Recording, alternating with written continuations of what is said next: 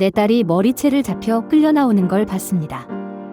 그 손은 3개월 전 장례식장에서 내 손을 꼭 잡았던 바로 그 손이었어요. 평생 딸 지키겠습니다. 그렇게 말하던 사람이었죠. 나는 그 순간 깨달았어요. 우리가 가족이라 믿었던 20년이 통째로 거짓말이었다는 거려. 오늘 이야기는 한 장의 각서가 어떻게 악마의 정체를 드러냈는지에 대한 겁니다. 그리고 내가 어떻게 10억짜리 복수를 완성했는지죠. 나는 60대 엄마입니다. 친정은 시골 땅부잣집이었어요. 마당이 운동장만 했고 동네 잔치는 다 우리 집에서 열렸습니다. 그래서 난 살림을 못 배웠어요. 결혼해서도 전부 사람을 썼죠. 청소, 요리, 운전, 정원까지 다 따로 사람을 뒀습니다. 남편 사업이 잘 돼서 가능했어요. 그런데 문제는 내가 손대면 일이 터진다는 거였죠. 한 번은 김치찌개에 식초를 한 컵 부었다가 남편 얼굴이 반쪽됐어요. 그날로 결심했습니다. 다시는 부엌에 안 들어가기로요. 그때 면접 보러 온 여자가 있었습니다. 생각보다 젊었고 아이 엄마라고 했어요. 남편이 사고로 죽었고 지금은 지하방에 산다더군요. 상주자리면 지하보다 낫죠 라는 말이 내 가슴을 쳤습니다. 우리 집엔 별채가 있었어요. 방 2개에 화장실 하나. 작지만 햇빛은 잘 들었죠. 남편과 상의했고 결국 그 여자를 들였습니다. 그녀는 눈물 글썽이며 연신 고맙다고 했어요. 그날부터 우리 집엔 식구 같은 가정부모자가 생겼습니다. 나는 그걸 복이라 믿었어요. 지금 생각하면 그때부터 지옥이 시작된 거였죠. 얼마 뒤 나는 딸을 낳았습니다. 그런데 병원에서 청천벽력 같은 말을 들었어요.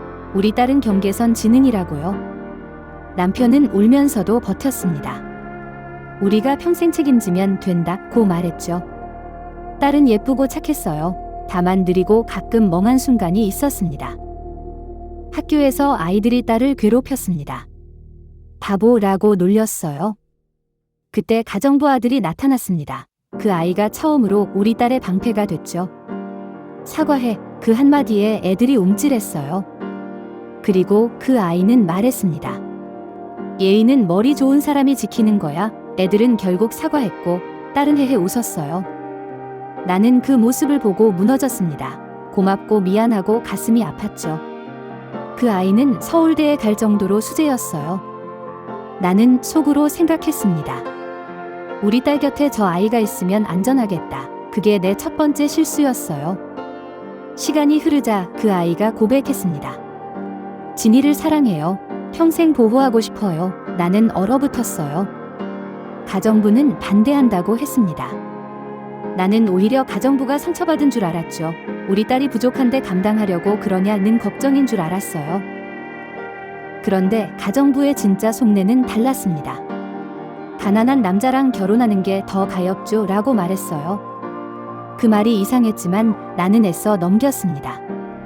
결국 그 아이는 포기하지 않았고 좋은 직장까지 갔어요. 나는 마지막에 마음이 약해졌습니다. 딸을 결혼시켰죠. 결혼식 날 남편은 울면서 웃었어요. 내 딸 도둑 맞았다 라고 했습니다. 나는 그 웃음에 잠깐 안심했어요. 그리고 큰 결정을 했습니다. 가정부에게 집 한 채를 해줬죠. 사돈이 됐으니까 고마워서였어요. 그렇게 딸은 그 집으로 들어갔습니다. 나는 한 달을 참았어요. 간섭하면 안 된다. 스스로를 눌렀죠. 그런데 어느 날 딸에게 전화가 안 받혔습니다. 불길에서 반찬을 싸들고 찾아갔어요. 그게 지옥의 시작이었습니다. 사돈은 환하게 맞이했습니다. 마트 가느라 전화를 못 받았어요 라고 했죠. 나는 안심한 척했어요.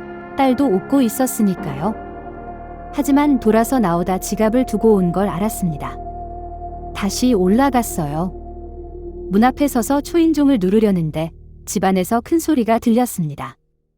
엄마 왔다 가면 뭐가 달라져. 그리고 쿵, 무언가 넘어지는 소리가 났어요. 나는 심장이 쿵쾅거렸습니다. 손이 떨렸지만 문을 열었어요.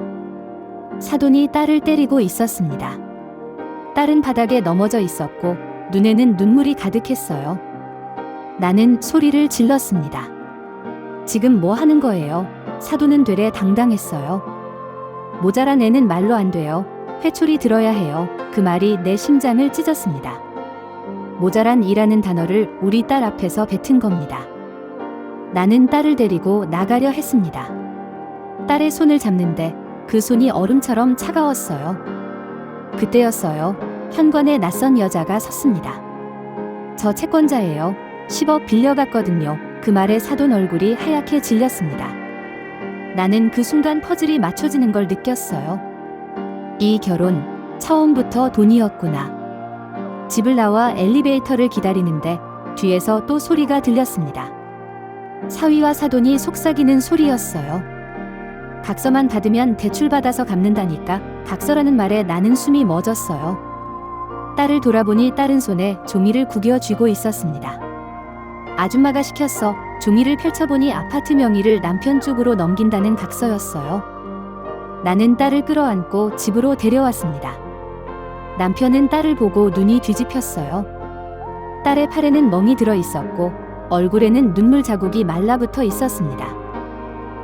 그날 밤 사위가 찾아와 무릎을 꿇었습니다. 용서해 주세요. 하지만 그건 딸을 찾으러 온 게 아니었어요. 빚을 막으러 온 거였죠. 채권자가 돈을 받으러 올 거라며 발을 동동 굴렀습니다. 나는 그 순간 결심했습니다. 이제 나도 게임을 시작하겠다고요. 다음날 나는 채권자를 따로 만났습니다. 조용한 카페에서 마주 앉았어요. 그리고 그 채권을 갚아준 게 아니라 샀습니다. 10억, 그대로요. 이제 채권자는 내가 된 겁니다. 채권자가 놀라며 물었어요. 왜 이러시는 거예요? 나는 차갑게 대답했습니다. 제대로 받아내려고요. 그날 저녁 사돈과 사위를 우리 집으로 불렀어요. 그들은 착각하고 왔습니다. 장모님이 갚아주셨네 하고 웃으며 들어왔죠. 나는 아무 말 없이 TV를 켰습니다. 영상이 재생됐어요. 그들은 우리 딸을 지갑으로 본 겁니다. 20년 동안 계획한 사기극이었어요. 나는 조용히 말했습니다. 이혼해. 그러면 갚을 시간은 준다. 그들은 바로 무릎을 꿇었어요. 없던 일로 해주세요. 나는 단호하게 끊었습니다. 없던 일은 없어. 채권은 살아있어. 그때 우리 딸이 사위를 보며 말했어요. 바보. 그 한마디에 나는 울었습니다. 딸이 아니라 믿었던 내가 바보였다고요. 그 후 딸은 우리 집으로 돌아왔습니다. 사돈과 사위는 이혼 서류를 들고 왔어요. 나는 그들에게 시간을 줬습니다. 열심히 일해서 갚아. 그런데 그들은 생각보다 더 악랄했어요. 갚을 생각은 없고 오히려 딸에게 접근하려 했습니다. 내가 증거 영상을 어떻게 얻었는지 아세요? 그때 우리 딸이 사위를 보며 말했어요. 바보. 그 한마디에 나는 울었습니다. 딸이 아니라 믿었던 내가 바보였다고요.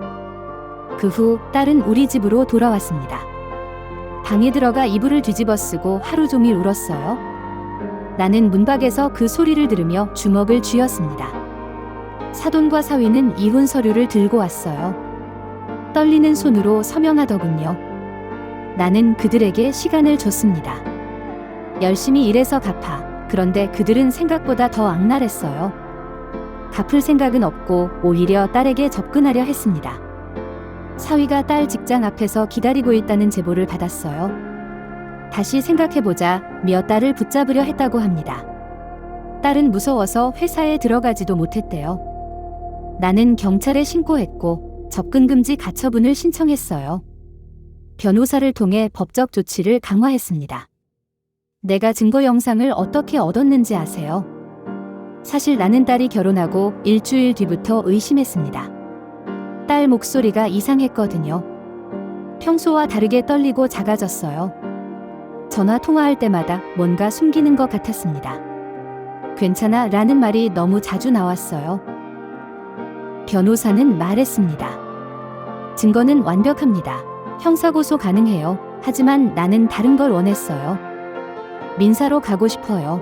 돈으로 집 갚고 싶습니다. 변호사는 고개를 끄덕였죠. 채권을 사는 게 가장 효과적이라고 했어요. 채권자를 만나 협상했습니다. 10억의 권리를 넘겨주세요. 채권자는 흔쾌히 동의했어요. 어차피 받을 가망이 없었으니까요. 그렇게 나는 사돈과 사위의 목줄을 쥐었습니다. 그들은 몰랐어요. 장모가 채권자가 됐다는 거려. 나는 독촉장을 보냈습니다. 정식으로 법원을 통해서요. 사돈에게서 전화가 왔어요. 이게 무슨 일이에요? 나는 차갑게 대답했습니다. 빚은 갚아야죠. 그들은 당황했어요. 그리고 드디어 우리 집에 찾아왔습니다. 그게 내가 원한 그림이었죠. 사위도 옆에서 팔짱을 끼고 보고만 있었어요. 심지어 핸드폰을 만지작거리고 있었습니다. 그 순간 나는 깨달았습니다. 이건 단순 폭력이 아니라 조직적 사기극이라는 거려. 나는 즉시 변호사를 만났습니다. 증거 영상을 보여주니 변호사도 경악했어요. 이건 명백한 폭행이고 사기입니다. 라고 말했죠. 그리고 작전을 짰습니다. 변호사는 말했습니다. 증거는 완벽합니다. 형사고소 가능해요. 하지만 나는 다른 걸 원했어요. 민사로 가고 싶어요. 돈으로 집 받고 싶습니다. 형사처벌은 몇 년이면 끝나지만 빚은 평생 따라다니니까요. 변호사는 고개를 끄덕였죠. 그럼 채권을 사십시오. 채권을 사는 게 가장 효과적이라고 했어요. 나는 바로 채권자를 만나러 갔습니다. 채권자를 만나 협상했습니다. 10억의 권리를 넘겨주세요. 채권자는 흔쾌히 동의했어요. 어차피 받을 가망이 없었으니까요. 서류에 도장을 찍는 순간 내 손이 떨렸습니다. 그렇게 나는 사돈과 사위의 목줄을 쥐었습니다. 그들은 몰랐어요. 장모가 채권자가 됐다는 거려. 나는 독촉장을 보냈습니다. 정식으로 법원을 통해서요. 지금 내 딸은 30대 중반입니다. 장애인 복지관에서 일하며 행복하게 살아요. 느리지만 성실한 딸의 모습에 사람들은 칭찬합니다. 착하고 예쁘다고 말해요. 딸은 더 이상 그 사람들을 기억하지 않습니다. 아니, 기억하고 싶어 하지 않죠. 가끔 내가 물어봅니다. 후회 안 해? 딸은 고개를 젓습니다. 엄마 아빠가 있는데 왜 후회해? 그 말에 나는 또 울어요. 얼마 전 사위에게서 편지가 왔습니다. 용서해달라는 내용이었죠. 나는 답장하지 않았어요. 대신 그 편지를 딸에게 보여줬습니다. 딸은 읽고 나서 말했어요. 버려. 나는 그 자리에서 찢어버렸습니다. 지금도 가끔 생각해요. 만약 내가 CCTV를 설치하지 않았다면 어떻게 됐을까요? 딸은 평생 학대당하고 재산을 빼앗겼을 겁니다. 그래서 나는 이렇게 말하고 싶어요. 부모라면 의심하세요. 믿음만으로는 지킬 수 없습니다. 다음 영상도 놓치지 마세요.